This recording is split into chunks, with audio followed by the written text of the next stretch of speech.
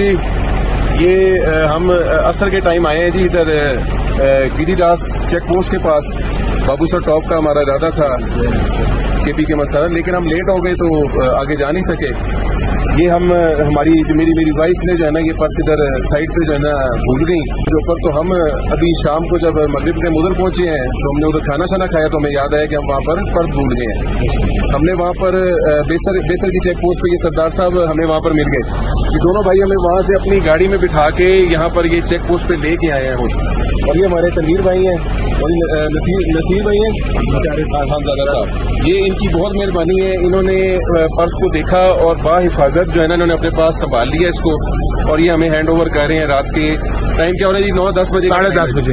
تو ان کی بہت مہربانی ہے, انہوں نے ہمیں ہینڈ اوور کیا ہے. سردار صاحب کا بہت شکریہ. اور سب کچھ ماشاءاللہ جی ہم نے چیک کیا, سب کچھ پورے اندر, اور کافی قیمتی چیزیں تھی ہماری. سب کے پی کی پولیس کا ہم متاثر کری جا رہی ہے جی ماشاءاللہ, بہت متاثر ہوئے ہیں سب لوگ. کے پی کی پولیس زندہ باد جی, پاکستان پائندہ باد.